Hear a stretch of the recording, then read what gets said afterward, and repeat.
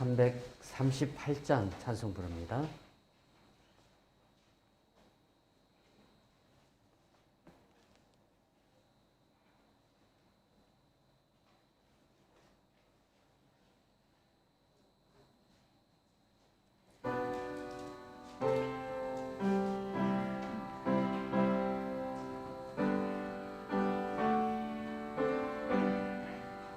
내 주를 가까이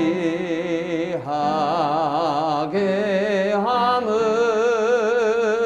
십자가 짐 같은 고생이나 내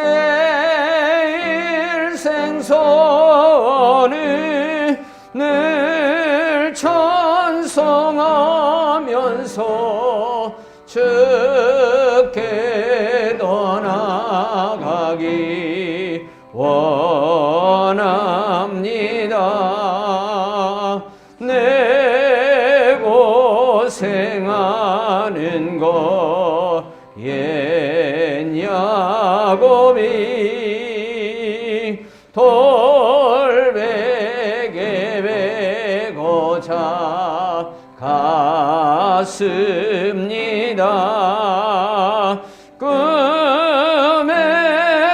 소원이 늘 찬송하면서 주께 떠나가기 원합니다.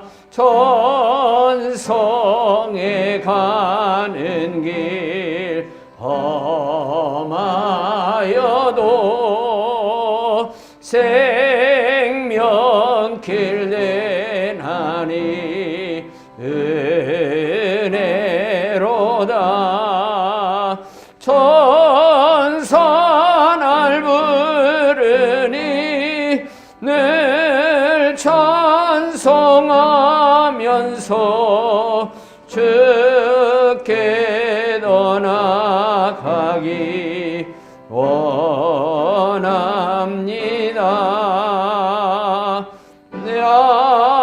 야곱이 잠 깨어 일어나는 하늘 쌓은 것 본받아서 숨질 때 되도록 늘 찬송하면서 주께 떠나가기 원합니다.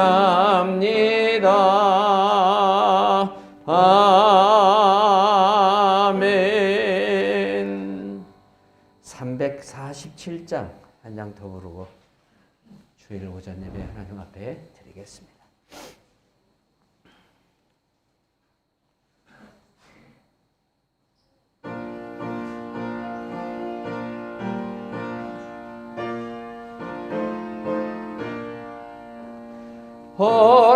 허락하신 새 땅에 들어가려면 마음의 준비 다하여 힘써 일하세. 여수와 본받아 앞으로 가세. 우리 거할 조선을 주님 품일세. 시험 환난 당해도 낙심 말고서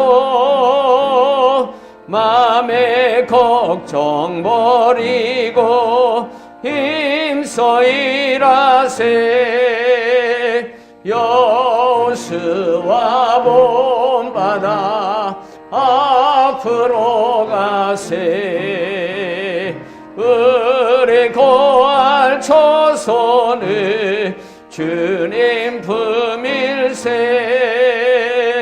앞서가신 예수님 바라보면서 모두 마음을 아파요 힘써 일하세 여수와 본받아 앞으로 가세 우리 거할 조선을 주님 품일세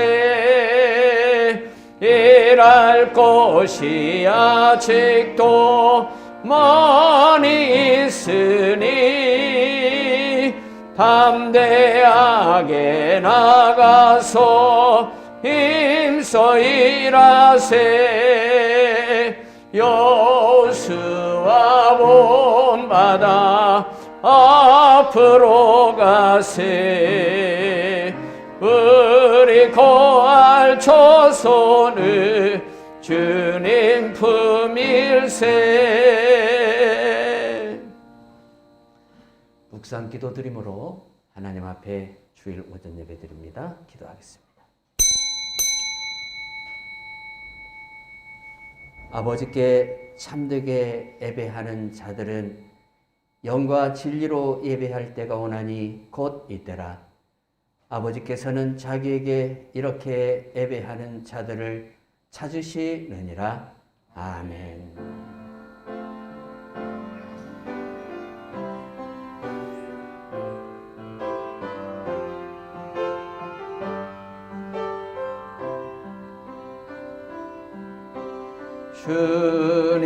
주님의 성령 지금 이곳에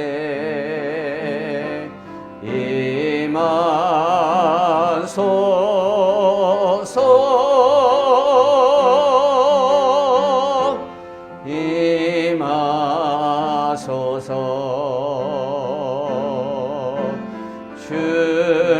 주님의 성령 지금 이곳에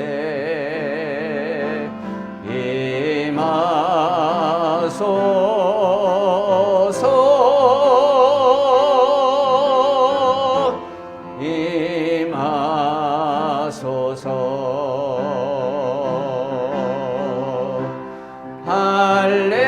할렐루야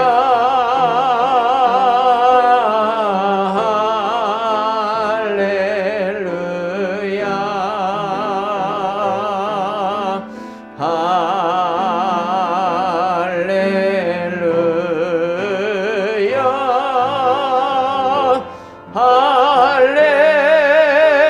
할렐루야.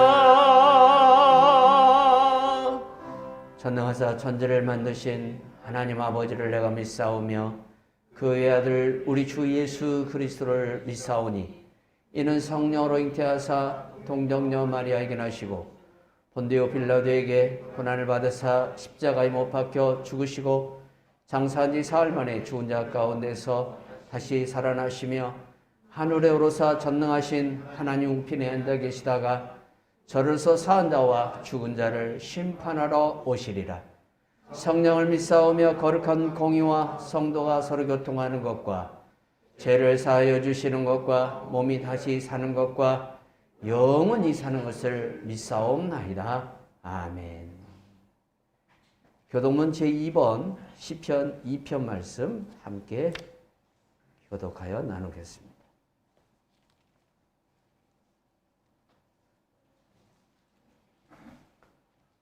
어찌하여 이방 나라들이 분노하며 민족들이 헛된 일을 꾸미는가?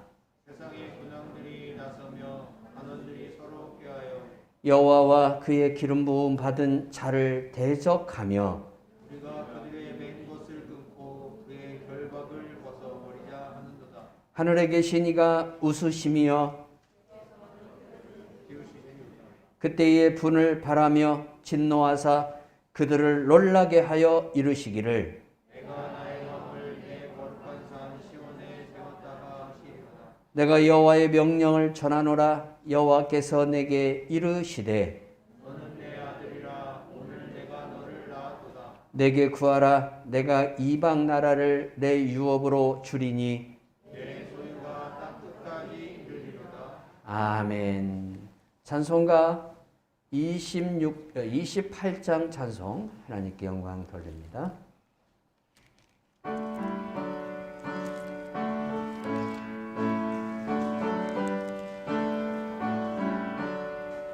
복의 근원 강림하사 찬송하게 하소서. 한량없이 자비하심 증량할 길 없도다. 천사들의 찬송가로 나를 거르치소서. 구속하신 그 사랑을 항상 찬송합니다. 주의 크신 도움받아 이때까지 왔으니 이와 같이 전국에도 이르기를 바라네. 하나님의 품을 떠나 죄에 빠진 우리를 예수 구원하시려고 보혈을 여주셨네. 주의 귀한 은혜 받고 일생 빚진 자 되네. 주의 은혜 사슬대사 나를 주께 매소서.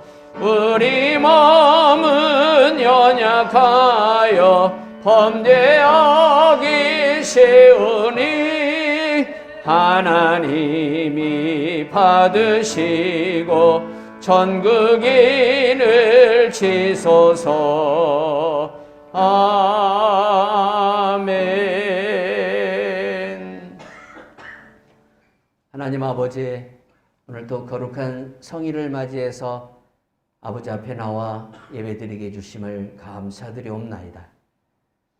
아직도 우리들의 삶이 자유롭지 못하고 모든 일에 있어서 많은 불편함과 부족함이 우리를 심히도 당황케 하고 혼란케 하며 또 염려와 근심으로 사로잡는 그러한 때도 있사오니 하나님, 오늘 이 예배를 통해서 우리의 심령의 평화를 허락하여 주시옵고 또한 우리 마음의 담대함을 주시며 우리가 우리 하나님과 하나가 되고 아버지가 내 안에 거하심으로 말미암아 또 아버지께서 주시는 말씀으로 우리가 오늘 또 새 힘을 얻는 귀한 시간 될 수 있도록, 그래서 이 시간도 아버지와 내가 하나가 되고 아버지 안에 영광이 넘치게 해주시고 우리 안에 우리 아버지의 기쁨과 희락이 차고 넘칠 수 있도록 인도해 주시기를 기도하고 원하옵나이다.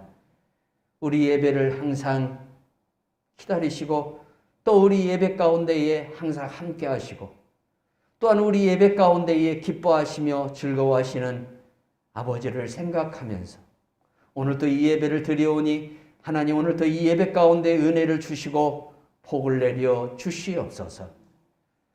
우리가 죄인 가운데에 태어났고 또 죄인 중에 살고 있사오니 아버지의 아들 예수 그리스도의 피로 저희들을 항상 정결하게 하여 주시고 새롭게 하여 주시며 깨끗하게 하여 주시기를 기도하고 나옵나이다.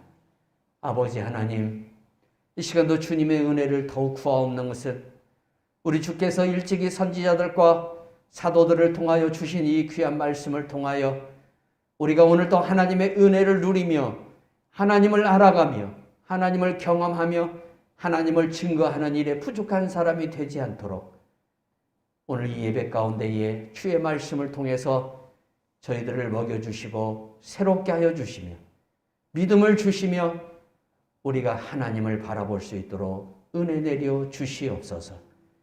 하나님 아버지, 우리의 삶이 고단하고 피곤하다 할지라도 오늘도 아버지 앞에 나와 우리가 이 모든 것들을 다 씻음받고 또한 아버지로부터 위로받기를 원하오니 위로의 하나님, 오늘 이렇게 바이러스로 인해서 모든 사람들이 고통 가운데 있을 때에 또한 저희를 위로하여 주시옵고 성령을 통해서 저희들을 도우시며 인도하실 줄 믿사오니 우리 하나님 항상 우리를 통하여 영광을 받아 주시옵소서.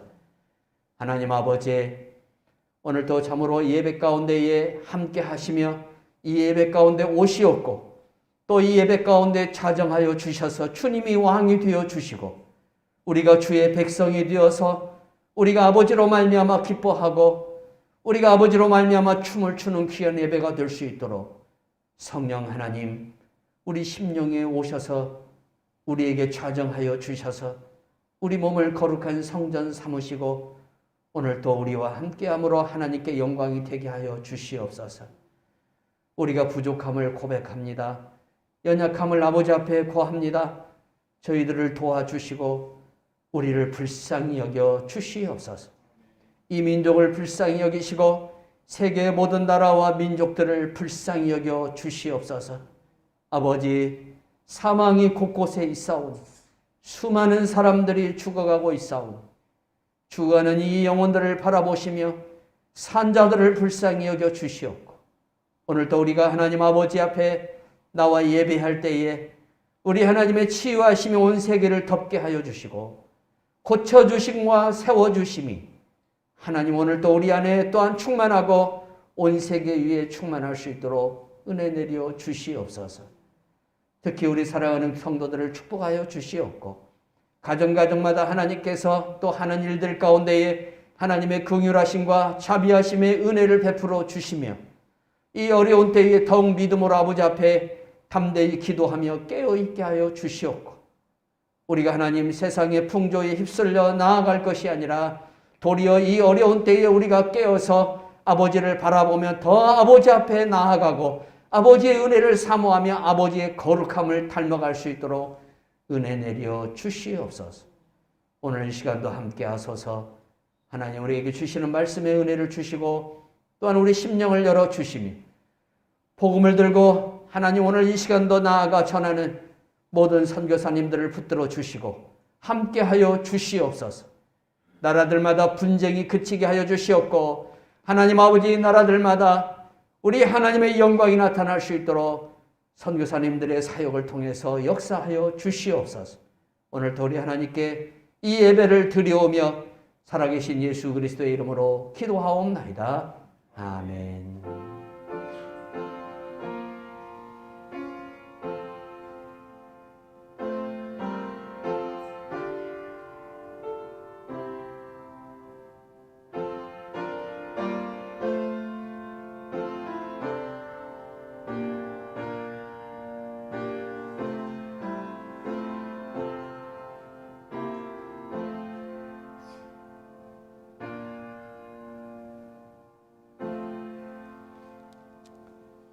하나님의 말씀 신약성경 베드로후서 3장 1절에서 9절에 있는 말씀과 요한일서 2장 15절에서 17절 말씀 함께 나누겠습니다.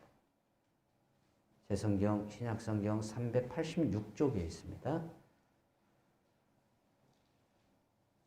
사랑하는 자들아, 내가 이제 이 둘째 편지를 너희에게 쓰노니 이 두 편지로 너희의 진실한 마음을 일깨워 생각나게 하여 곧 거룩한 선지자들이 예언한 말씀과 주 대신 구주께서 너희의 사도들로 말미암아 명령하신 것을 기억하게 하려 하노라. 먼저 이것을 알지니 말세에 조롱하는 자들이 와서 자기의 정욕을 따라 행하며 조롱하여 이르되 주께서 강림하신다는 약속이 어디 있느냐? 조상들이 장래부터 만물이 처음 창조될 때와 같이 그냥 있다 하니 이는 하늘이 옛적부터 있는 것과 땅이 물에서 나와 물로 성립된 것도 하나님의 말씀으로 된 것을 그들이 일부러 잊으려 함이로다. 이로 말미암아 그때의 세상은 우리 넘침으로 멸망하였을 때 이제 하늘과 땅은 그 동일한 말씀으로 불사르기 위하여 보호하신 바 되어 경건하지 아니한 사람들의 심판과 멸망의 날까지 보존하여 두신 것이니라. 사랑하는 자들아, 주께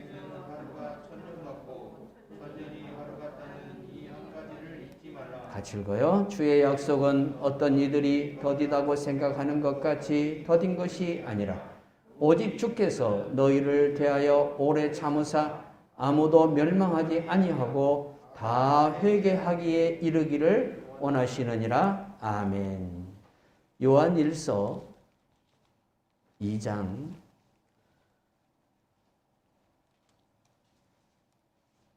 15절 17절 말씀 같이 읽습니다. 이 세상이나 세상에 있는 것들을 사랑하지 말라. 누구든지 세상을 사랑하면 아버지의 사랑이 그 안에 있지 아니하니 이는 세상에 있는 모든 것이 육신의 정욕과 안목의 정욕과 이생의 자랑이니 다 아버지께로부터 온 것이 아니요 세상으로부터 온 것이라. 이 세상도 그 정욕도 다 지나가되 오직 하나님의 뜻을 행하는 자는 영원히 거하느니라. 아멘. 찬송가 249장 찬송 부릅니다.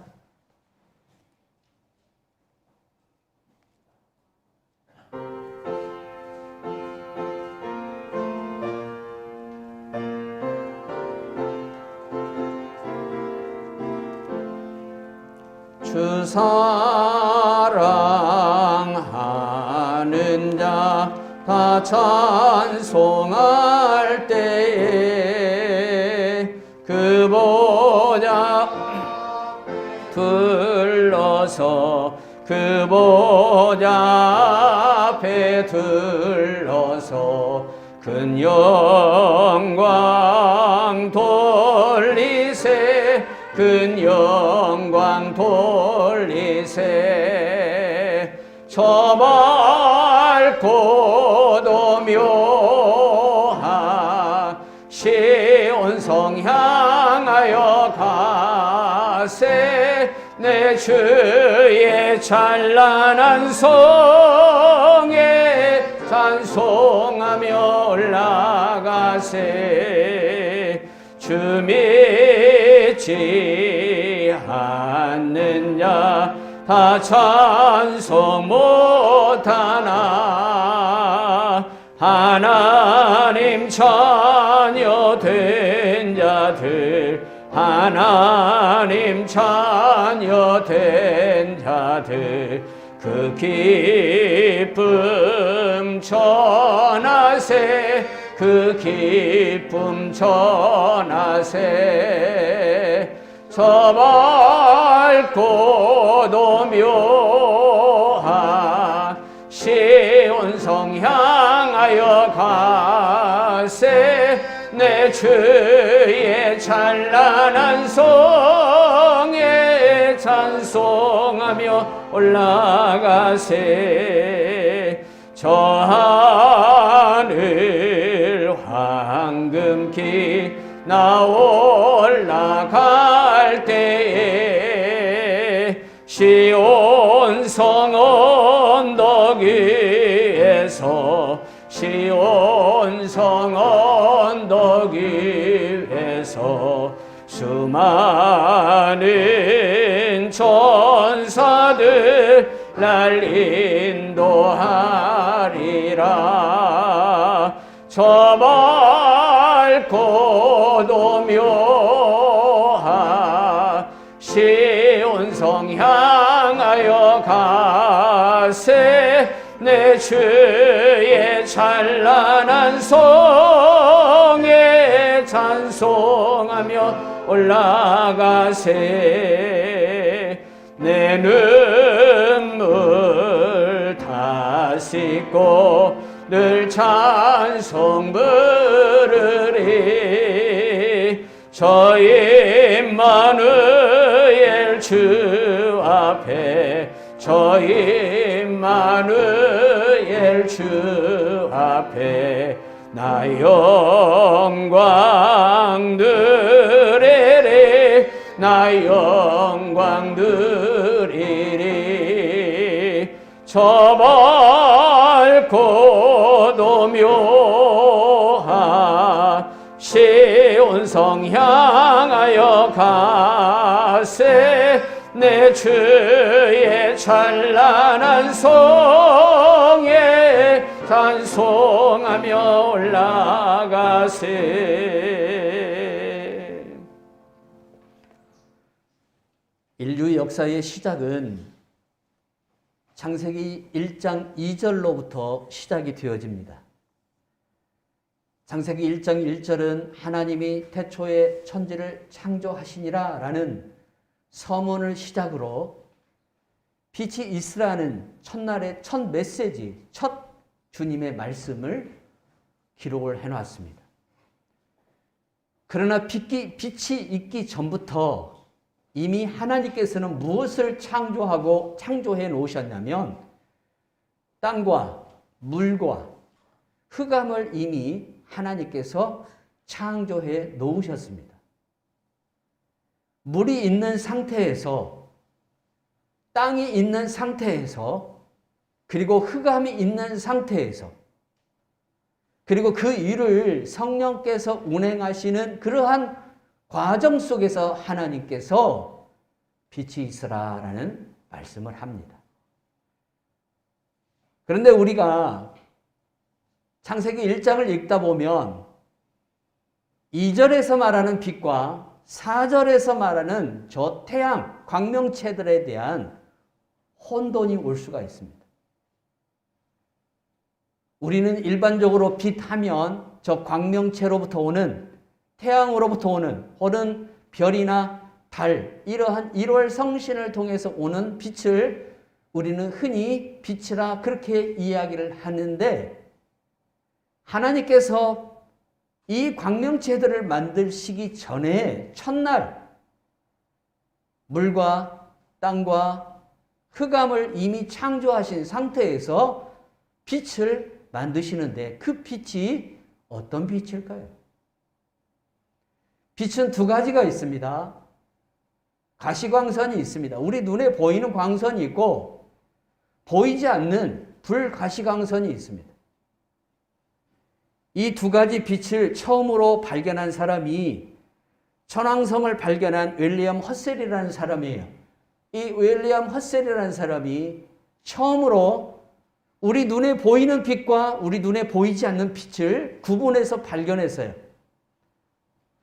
자, 우리가 흔히 눈에 보이는 빛은 낮에 태양빛을 바라보면 우리가 쉽게 이해할 수 있어요. 그러나 눈에 보이지 않는 빛이 있습니다. 우리의 육안을 가지고는 도저히 구분할 수 없는, 볼 수 없는 빛이 있는데, 이 빛을 가리켜서 불가시광선이라고 우리가 흔히 지칭해서 이야기를 합니다. 자, 이 빛은 원적외선이나 혹은 좌위선이나 이러한 빛을 가리킵니다. 흔히 치료제로서 우리가 약을 복용하지만 21세기의 현대 과학의 발달은 이러한 빛을 가지고 사람을 치료하는 도구로 사용하는 것을 볼 수가 있어요. 우리 눈에 보이지 않는 불가시광선을 가지고 사람을 치료하는 데 사용해요. 그래서 여러분들이 병원에 가면 MRI나 엑스라이나 혹은 CT나 이러한 것들이 다 불가시광선을 통해서 우리 몸을 진단하는 데에 사용하는 그러한 하나의 도구라고 볼 수가 있어요. 하나님께서 이걸 만드셨어요. 첫날에. 이 빛을 만드셔서 이 빛의 영향을 모든 이제 둘째 날부터 창조되어지는 모든 피조물들이 이 첫째 날 만들어진 빛의 영향을 다 받도록 만들어 놨어요. 그래서 첫째 날 만든 빛은 예수 그리스도, 요한복음 1장에서 말하는 예수 그리스도 참 빛이 세상에 왔으되 어둠에 비쳤는데 그 빛을 영접하지 않았다라는 말씀이 요한복음 1장에 나오잖아요. 그 빛의 성질을 가지고 있어요. 그 빛과 유사하게 닮은 어떤 그러한 성격을 가지고 있어요. 그러나 우리가 알아야 할 것은 요한복음 1장에 나오는 빛은 예수 그리스도고 성자 하나님이시고 그분은 창조주시며 그분은 우리의 구원자이시기 때문에 창세기 1장 2절에 나오는 빛, 최초의 빛, 원시적인 이 빛이 바로 예수 그리스도를 가리킨다라고 이야기하면 안 돼요. 왜 그러냐? 첫날 만드신 빛은 우리 눈에 보이지 않는 불 가시광선에 관한 빛이지만 이 빛이 피조물에 불과하다는 거예요. 하나님이 만드신 피조물이에요. 그렇기 때문에 요한복음 1장에 나오는 예수님을 지칭하는 빛과 그 빛을 창세기 1장 2절에 나오는 빛과 요한복음 1장에 나오는 빛을 비교해서 동일하게 그렇게 그 빛을 해석하면 이단이 되는 거예요. 큰 오류를 범해요. 요한복음 1장에서 말하는 빛은 예수 그리스도를 가리키고 창세기 1장 2절에서 말하는 빛은 피조되어진 빛이에요. 하나님이 만드신 빛이에요. 만약에 이 빛이 예수님이라면 이단이 되는 거예요. 왜 그래요? 예수님이 피조물이 되어버리는 거예요. 그러한 부분들을 우리가 혼돈하지 말아야 한다는 사실이에요. 자, 이렇게 불가시광선을 통해서 하나님께서 6일날까지 만든 이 엿새 동안 만든 모든 이 생물들이 이 빛의 영향 아래 놓이도록 만들어 주셨어요. 그래서 이 빛을 통해서 이제 인간에게는 이 생명을 보존하고 생명을 유지하면서 살아갈 수 있는 은혜를 주시기 시작했어요.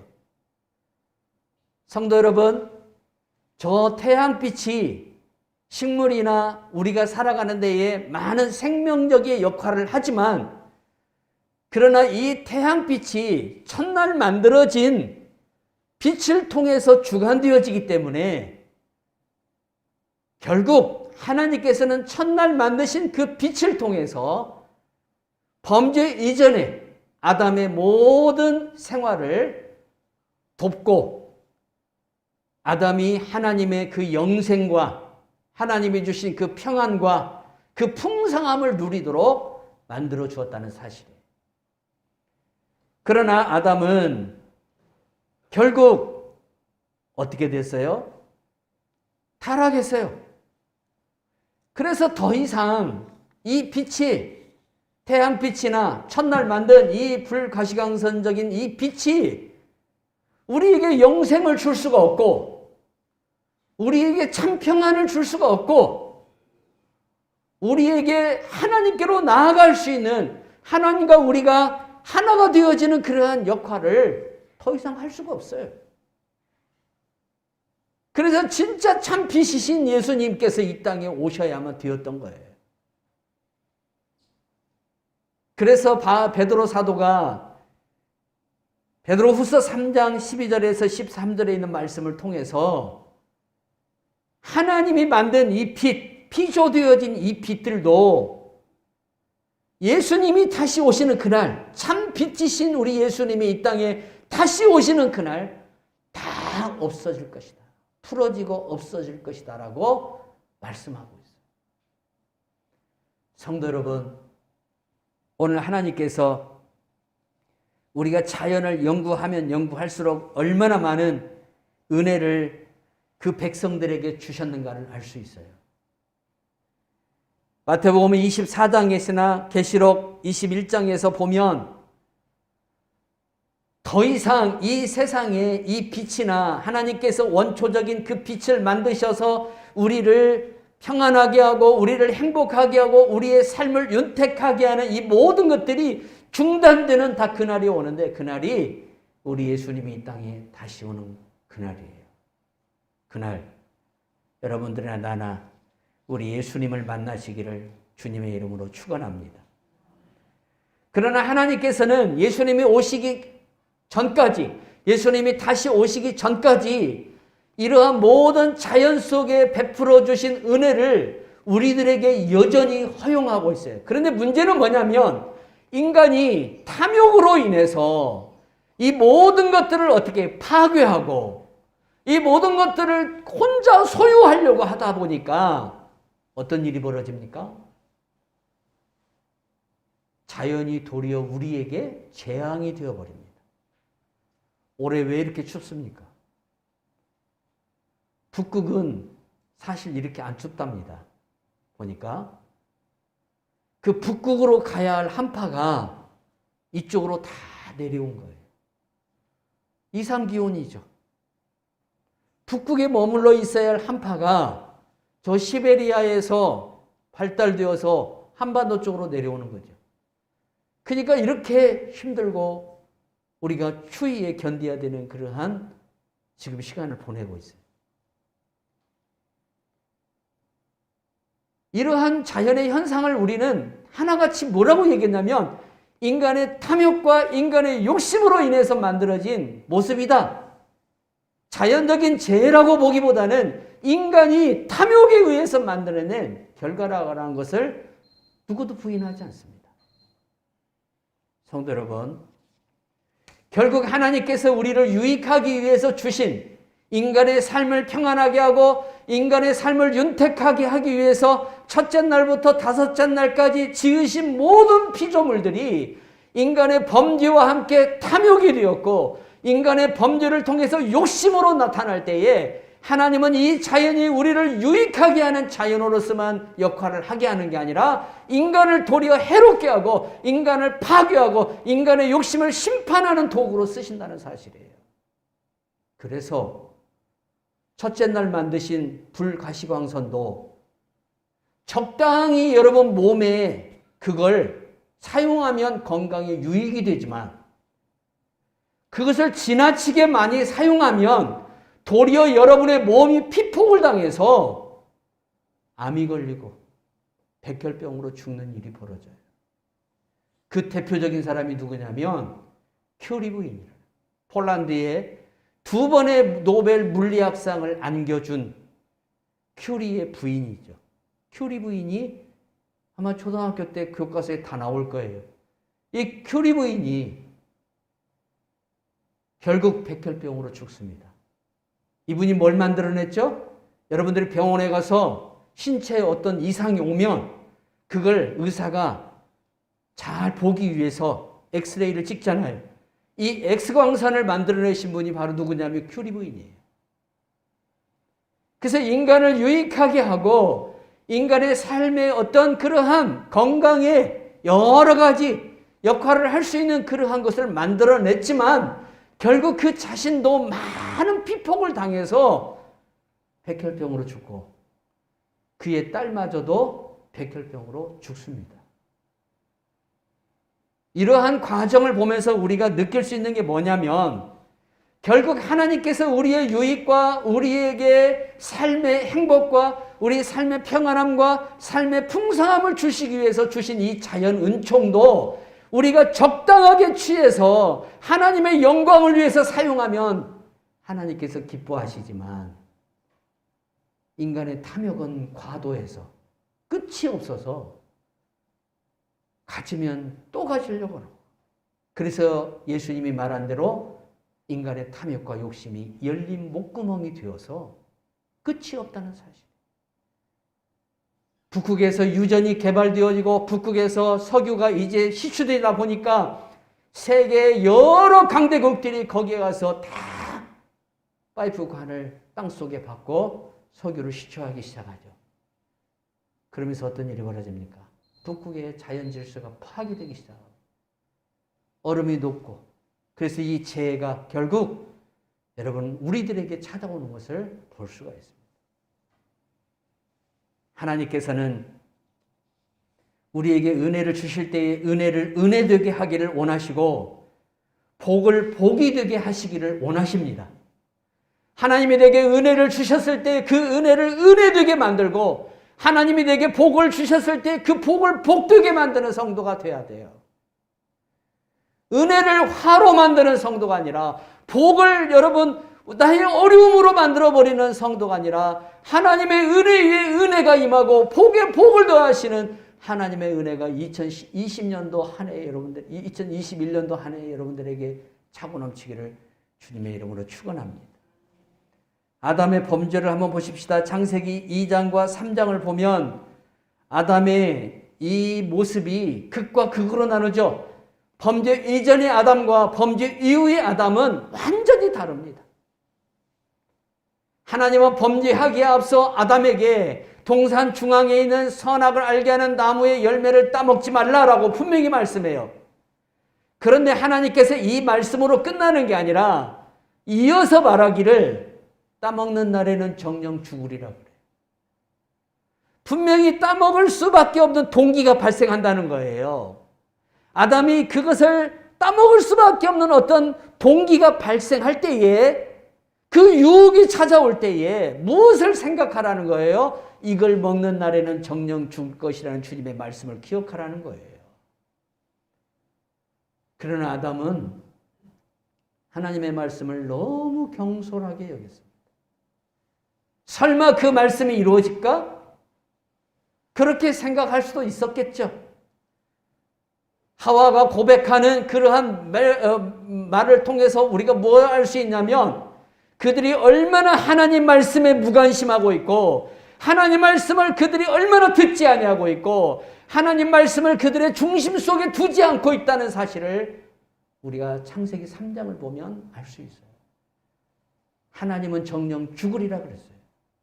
하와는 뭐라 그래요? 죽을까 하노라 그랬어요. 하나님처럼 될 수 있다는 그 말 한마디에, 이 과일을 너희들이 따서 먹으면 너희들도 하나님처럼 될 수 있다는 그 말 한마디에 그냥 넘어가 버려요. 그리고 아담은 인류에 큰 사망을 가져오고 죽음을 가져오며 마귀의 지배가 되게 하며 수많은 사람들에게 질병과 고통과 여러 가지 말할 수 없는 그러한 상처들을 가져오는 조상이 됩니다. 그래서 아담 이후로부터 이제 우리에게 하나님께서 심판을 행하시는데, 히브리서 9장 27절에서 이렇게 말합니다. 한 번 죽는 것은 사람에게 정해진 것이요 그 후에는 심판이 있으리니, 인간은 1차적인 죽음이 있어요. 그게 우리가 흔히 말하는 죽음이에요. 영과 육이 분리되는 그 죽음이 있어요. 이 죽음은 예수를 믿는 사람이든 안 믿는 사람 모두에게 똑같이 적용되어져요. 모두 죽어요. 영과 육이 분리되는 죽음을 우리들이 맞이합니다. 그러나 이 죽음보다 무서운 죽음이 우리를 기다리고 있다는 사실을 우리가 잊어버리면 안 됩니다. 그 죽음이 둘째 사망입니다. 그것은 뭐냐면 지옥으로 들어가는 겁니다. 우리 영혼이, 우리 육체의 몸을 떠난 우리 영혼이 저 하나님께서 저주하신 곳으로 들어가는 거예요. 이걸 둘째 사망이라고 말하고 있어요. 이 둘째 사망의 해가 우리들에게 임하지 않도록 하기 위해서 우리 오늘 어떻게 살아갈 야 것인가? 우리가 이 둘째 사망의 해를 당하지 않도록 하기 위해서 하나님께서 우리에게 베드로 사도를 통해서 이 마지막 세대에 우리가 어떻게 살아가야 할 것인가를 분명하게 말씀하고 있어요. 우리가 이 말씀대로 살지 않으면, 여러분, 아무리 우리가 예수를 믿는다고 입으로 시인하고 입으로 말한다 할지라도 하나님의 말씀을 우리가 믿지 아니하고 하나님 말씀대로 살지 않으면 구원은 내게 절대 보장될 수 없다는 사실을 명심하시기 바랍니다. 그래서 예수님 마태복음 24장 40절에서 42절에 한 사람은 데려감을 당하고 한 사람은 버려둠을 당할 것이다 라고 말합니다. 여러분, 이 세상에서 내가 같이 인생을 살아가는 그러한 삶을 살았을지라도 한 사람은 하나님 앞으로 데려감을 당하지만 한 사람은 지옥으로 데려감을 당하는 그러한 일이 벌어진다는 사실이에요. 지옥에 버려지는 사람이 될 겁니까? 천사를 통해서 하나님 앞에 데려감을 당하는 사람이 될 겁니까? 우리가 그걸 물어봤자 당연히 우리가 하나님 앞에 가겠다라고 이야기하죠. 그래서 베드로가 오늘 우리들에게 말씀하는 거예요. 우리가 이 종말의 시대를 어떻게 살아야 할 것인가? 정말 이 세대를 우리가 어떻게 지혜롭고 깨어서 이 마지막 세대를 보내야 할 것인가를 오늘 베드로 사도가 우리들에게 말하고 있어요. 성경이 가장 어려운 시대 때에 하나님 보시기에 가장 아름다운 인생을 사는 사람이 한 사람이 나옵니다. 창세기 5장에 보면 나오는 사람 중에 에녹이라는 사람이 나옵니다. 자, 창세기 5장 21절에서 24절 보세요. 에녹은 65세에 무드셀라를 낳고 무드셀라를 낳은 후 300년을 하나님과 동행하며 자녀를 낳았으며 그는 365세를 살았더라. 에녹이 하나님과 동행하더니 하나님이 그를 데려가심으로 세상에 있지 아니하였더라. 에녹이라는 사람은 특별한 사람이에요. 달라요. 뭐가 다를까요? 사이코패스예요? 아닙니다. 흔히 우리가 사이코패스를 사회적 그러한 성향이 없어서 반사회적 성향을 지닌 사람이라고 표현하는데, 그가 다루는 것은 그러한 사이코패스적인 그러한 그 안에 있는 기질 때문에 그랬을까요? 아닙니다. 다르다는 것은 구별되었다는 겁니다. 나는 하나님의 백성이기 때문에 하나님의 백성으로 살아가겠다는 겁니다. 이게 에녹의 삶입니다. 이 삶이 300년 동안 지속되었습니다. 하나님은 우리에게 이 세상을 살 수 있는 시간을 80년, 90년, 100년 정도를 허락하는데, 이 기간 동안 우리가 세상 사람들처럼 살아가지 않냐고, 세상에 있지만 세상 속에서 하나님의 백성처럼 살아가기를 원하고 계신다는 사실입니다. 그래서 우리가 에녹처럼 살아야 됩니다. 누가 강요해서 사는 게 아니라 에녹은 기쁘고 즐겁고 행복한 그러한 삶을 누가 강요해서 살지 아니하고 자발적으로 즐겁게 그 삶을 살았습니다. 에녹이 그렇게 살았던 이유가 뭘까요? 오직 참 소망이 하나님에게 있고 참 기쁨이 그분에게서 나온다는 사실이에요. 우리에게 어둠을 물리치고 우리를 빛으로 인도하는 모든 그 참 소망이 우리 하나님에게만 있다는 사실이에요. 에녹은 이걸 알았어요. 여러분, 이 코로나로 인해서 다 힘들어갈 때 하나님께서 어떤 여집사님에게 환상을 하나 보여주는데 3분의 1은 환한 모습을 보여주고 3분의 2는 깜깜한 모습을 보여주더래요. 근데 그 깜깜함 속에 돼지 한 마리가 있더랍니다. 돼지 한 마리. 근데 그 돼지가 사람들을, 그 깜깜함 속에 있는 사람들을 물고 삼키려고 합니다. 그 환상 얘기를 저한테 할 때 제가 이런 얘기를 했어요. 오늘 교회들의 모습이고 우리들의 모습입니다. 코로나로 인해서 어떤 사람들은 이 시간에 정말 하나님께 더 가까이 나아가는 사람이 있는 반면에 도리어 코로나 시대니까 우리가 움직이지 말아야 되니까, 비대면 시대니까, 그러므로 인해서 우리의 이 신앙과 영적인 모습을 더 게으르게 하고 돼지처럼 더 우리가 육신의 것만 찾아가는 그러한 모습이 아닌가. 하나님이 그걸 선명하게 보여주더라는 겁니다. 오늘 우리들이 어둠 속에 있는 사람이 아니라 에녹처럼 하나님을 더욱 가까이 찾아가는 성도들이 되기를 바랍니다. 그것은 누가 강요해서 되는 게 아닙니다. 자발적으로, 에녹은 자발적으로 하나님을 그렇게 사모하고 사랑하며 그 어두운 시대에 자기가 그렇게 산다고 누가 알아주는 것도 아니에요. 아니, 남들처럼 살아도 누가 뭐라 하지 않아요. 왜? 시대적인 풍조가 그러니까요. 시대적인 그런 흐름이 그런 시대였으니까. 그런 시대에 에녹은 다르게 살았어요. 그랬더니 하나님이 그에게 무드셀라를 주고 그 무드셀라가 또 노아를 낳고 이 집안만 여러분 유일하게 하나님 앞에 구원받는, 홍수 때의 심판의 날에 구원받는 역사가 일어나는 것을 볼 수 있습니다. 자, 오늘 우리가 사는 이 시대를 한번 보세요. 베드로후서 3장 8절에서 9절에 보니까 사랑하는 자들아, 주께는 하루가 천년 같고 천년이 하루 같다는 이 한 가지를 잊지 말라. 주의 약속은 어떤 이들이 더디다고 생각하는 것 같이 더딘 것이 아니라 오직 주께서는 너희를 대하여 오래 참으사 아무도 멸망하지 아니하고 다 회개하기에 이르기를 원하시느니라. 아멘.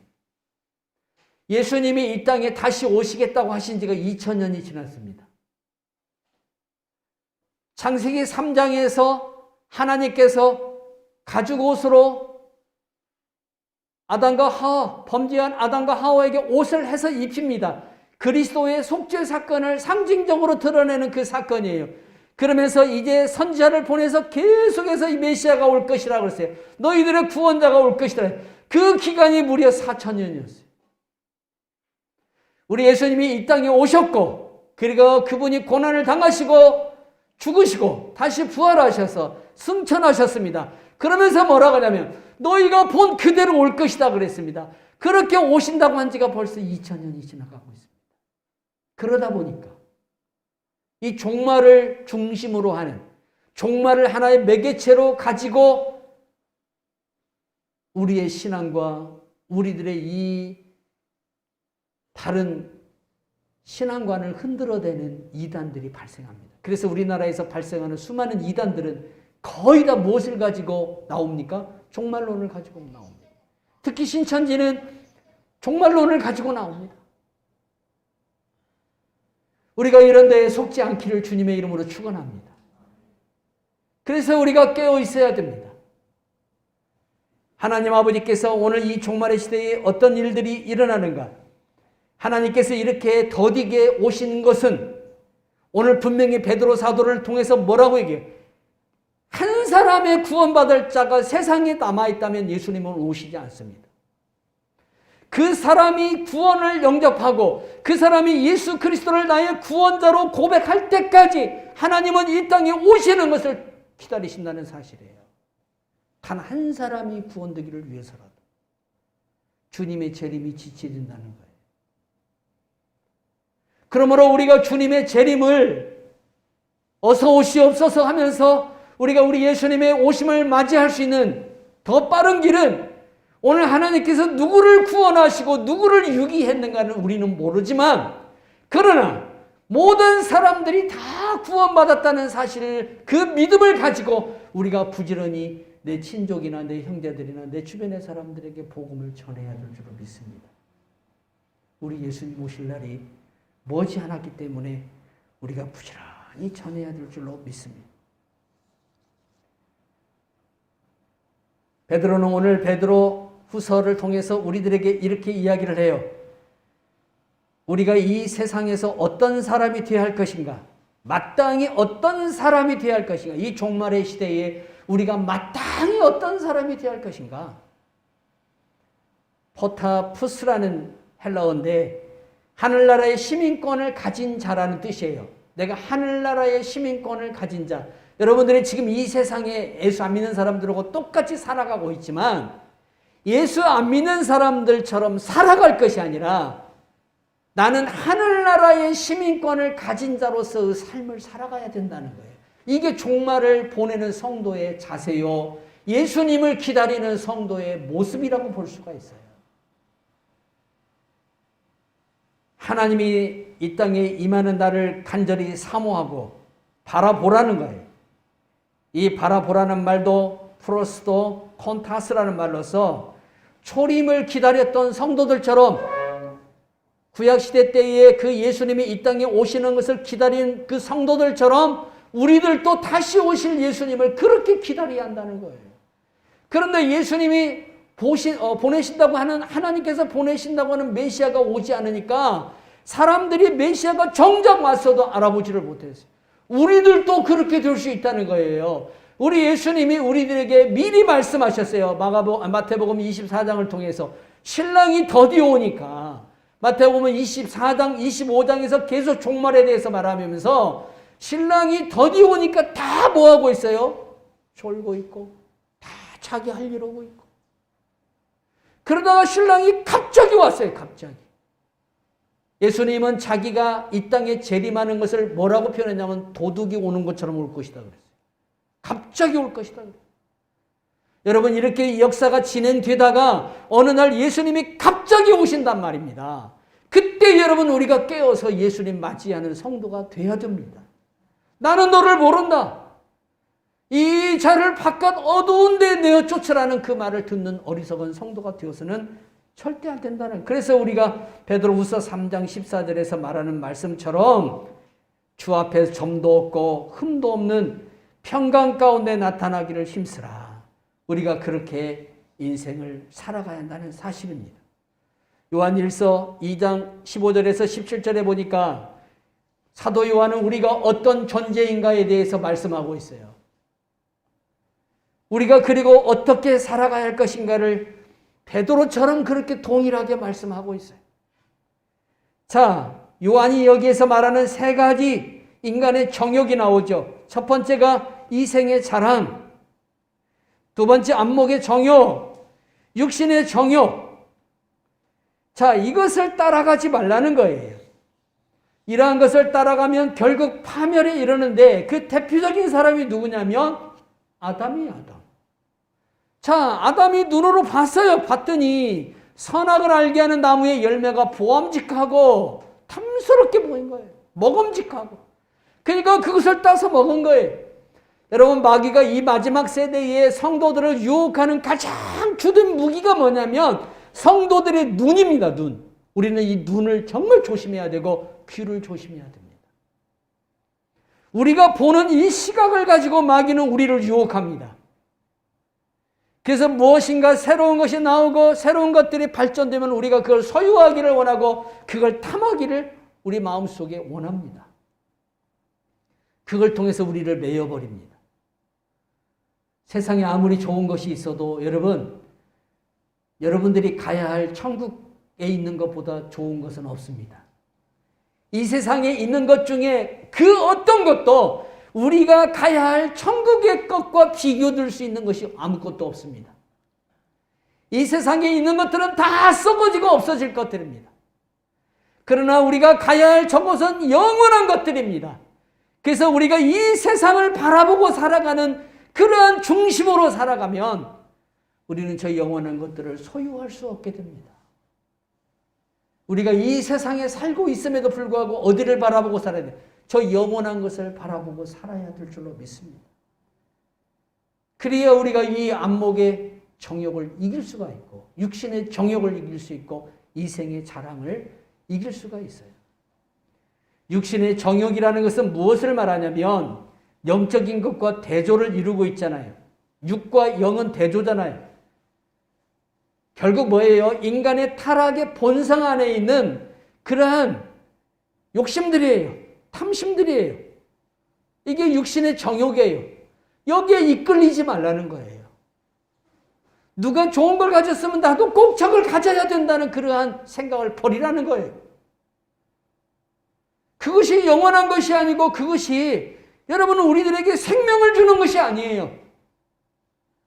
도리어 우리는 어떤 마음을 가지고 살아가야 되냐면 아무리 저 사람에게 좋은 것이 있다 할지라도 우리가 흠모할 만한 것들이 있다 할지라도 저 사람 안에 그리스도의 생명이 없으면 저 사람 안에 그리스도의 평강이 없으면 저 사람과 함께하는 하나님이 계시지 않는다면 저 사람은 나보다 불쌍한 사람이다. 저 사람은 나보다 불쌍한 사람이다. 그 자존감이 우리 안에 충만해야 우리가 이 어둠의 세상을 이겨낼 수 있습니다. 안목의 정욕이라는 것은 외적인 것을 바라봄으로 내 마음을 빼앗기는 것을 말합니다. 자, 내 눈으로 본 것은 이 본 것으로 인해서 내 마음이 빼앗기는 거예요. 내 마음을 여러분 주님께 빼앗기십시오. 예수님이 여러분의 사모자가 되고 여러분이 예수님을 사모하는 사람이 되기를 바랍니다. 이생의 자랑이라는 것은 뭡니까? 이 세상에 있는 물질이나 명성이나 그러한 것들을 가지고 허세를 부리는 걸 말해요. 우리가 이 세상에 있는 것을 가지고 아무리 허세를 부려도 천국에서 인정을 받지를 못해요. 정말 여러분들이 하나님 앞에 가면 인정받는, 네가 나를 위해서 이렇게 수고하고 네가 나를 위해서 이렇게 헌신했다라는 그 수고의 그 헌신의 그 보상은 허세 속에 나오는 게 아니라 나의 눈물과 나의 기도와 나의 감사와 나의 드림과 나의 간절한 하나님을 향한 사랑 속에서 나오는 거예요. 성도 여러분, 그렇게 이 마지막 세대를 살아가야 될 줄로 믿습니다. 베드로는 또한 요한은 우리들이 그렇게 살아가기를 원합니다. 오직 예수님 안에만 생명이 있고 평안이 있고 기쁨이 있습니다. 모세가 구리뱀을 든 것처럼 인자도 들려야 하리라. 그렇게 예수님이 들림으로 그 예수님을 바라보는 사람마다 다 치유되고 고침을 받았습니다. 성도 여러분, 이 마지막 세대 우리가 어떻게 살아가야 할까요? 예수님 오실 날이 곧 가까워지고 있습니다. 정말 가까워지고 있습니다. 오늘 하루가 지나갔다는 것은 그만큼 예수님이 오실 날이 가까워졌다는 겁니다. 분별할 줄 알고 깨어있고, 오늘 베드로가 베드로후서 3장을 통해서 우리에게 말씀하시고 사도 요한이 요한1서 2장을 통해서 말씀하는 15절과 17절을 통해서 말씀하는 이 삶을 우리가 이 말씀을 잘 기억하고 또한 이분들이 우리에게 어떻게 살아가라고 한 이 말씀을 우리 삶 속에 잘 믿음으로 적용해서 마지막을 승리하는 성도들이 되기를 주님의 이름으로 축원합니다. 하나님 아버지 감사합니다. 오늘 또 우리가 베드로후서와 요한1서 2장에 있는 말씀을 통해서 같이 은혜를 나누게 해주심을 감사드립니다. 우리 하나님께서 이 세상에 수많은 것들을 만드시고 또한 저희들에게 주셨지만 이 은혜를 다 빼앗겨 버렸습니다. 마귀에게 빼앗겨 버렸습니다. 용서하여 주시기를 기도하고 나옵나이다. 그래서 아버지가 이제 내게 주신 은혜를 은혜되게 하고 복을 복되게 하기 위해서 이 시간도 아버지 앞에 우리가 더 정결하고 성결하며 마지막 세대를 거룩하고 분별하며 살아가기를 원하오니 하나님, 우리가 이 마지막 세대를 나그네로서 보낼 때에 애녹을 본받게 하여 주시옵고 또한 우리 눈에 보이는 육신의 정욕이나 이생의 자랑이나 안목의 정욕에 넘어져서 세상 것 쫓아가지 말고 오직 아버지를 기쁘게 하는 것이 무엇이며 아버지를 예배하며 아버지 앞에 우리가 또 들은 말씀을 믿음으로 행하며 우리 아버지의 그릇이 되게 하여 주시고 도구가 되게 하여 주시고 아버지의 참사랑이 되게 해주시고 아버지의 표현이 되게 해주시며 아버지의 영광이 되게 하여 주시옵소서. 하나님께 영광을 돌렸고 예수님 이름으로 기도하옵나이다. 아멘. 찬송 179장 찬송 부릅니다.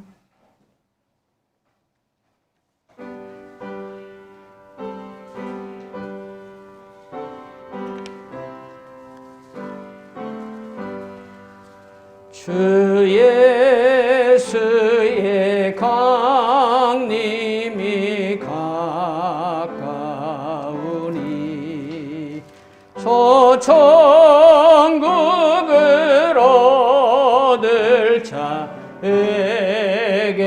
하라. 주 성령도 너희를 부르시고 무천사도 나와서 영접하네. 주 예수님 너희를 찾으시니 왜 의심을 하면서 오지 않나. 온 세상 죄 담당한 어린 양을 죄 많은 자 불러서 구원하네. 이 세상이 즐기는 재물로는 내 근심과 고초를 못 면하리. 또 숨질 때 애로를 못 얻으며 저 천국에 갈 길도 못 찾으리. 내 아버지 오직 주시는 생명 양식 다 배불리 먹고서 영생하라. 고드심을 버리고 주께 오며 그 한없는 자비를 힘입으리.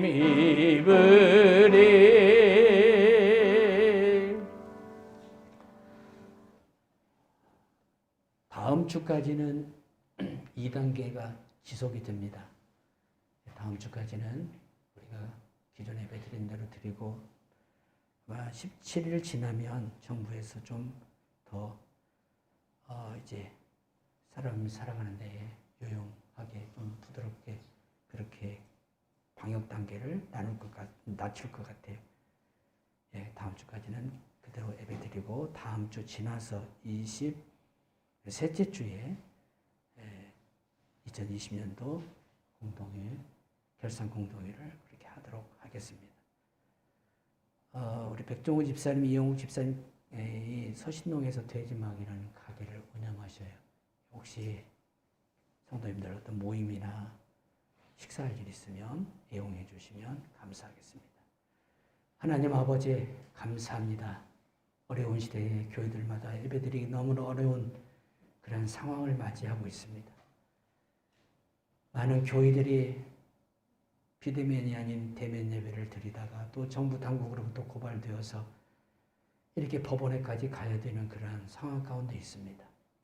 하나님, 이 나라의 지도자에게 긍휼의 마음을 주시고 또한 오늘 교회들도 이 시대의 어려움 속에서도 또한 이 방역에 같이 통행하며 철저히 이 모든 코로나를 대비하는 교회들이 될 수 있도록 은혜 내려 주시옵소서.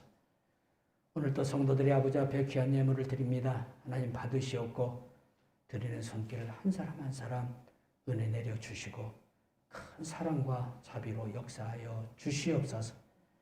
마지막 세대를 살아가고 있사오니 육신의 정욕과 이생의 자랑과 안목의 정욕에 넘어져서 우리 예수님 다시 오심을 기억하지 못하고 은혜를 받은 자로서 살지 아니하고 은혜를 잃어버린 자로 살아가는 어리석음이 우리들에게 있지 않게 하여 주시고 은혜를 받았으면 은혜를 은혜되게 하고 복을 받았으면 복을 복되게 하는 우리들의 삶이 되게 하여 주시옵소서.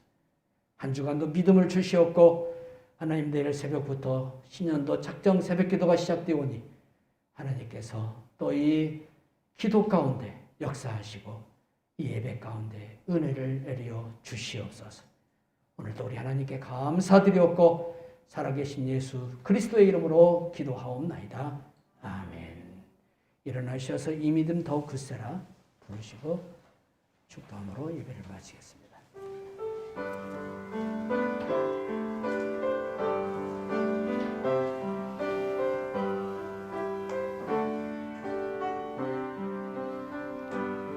여기에 모인 우리 주의 은총 받은 자여라. 주께서 이 자리에 함께 계심을 아노라. 언제나 주님만을 찬양하며 따라가리니 시험을 당할 때도 함께 계심을 믿노라. 이 믿음도 굳세라. 주가 지켜주신다. 어두운 밤에도 주의 밝은 빛 인도하여 주신다. 이제는 우리 주 예수 그리스도의 은혜와 하나님 아버지의 크신 사랑과 성령 하나님의 함께 하심이 오늘도 귀한 성일의 아버지 앞에 나와 예배하며 주 앞에 영광을 돌린 살아가는 성도들 위해 이제로부터 영원토록 함께 있을지어다. 아멘.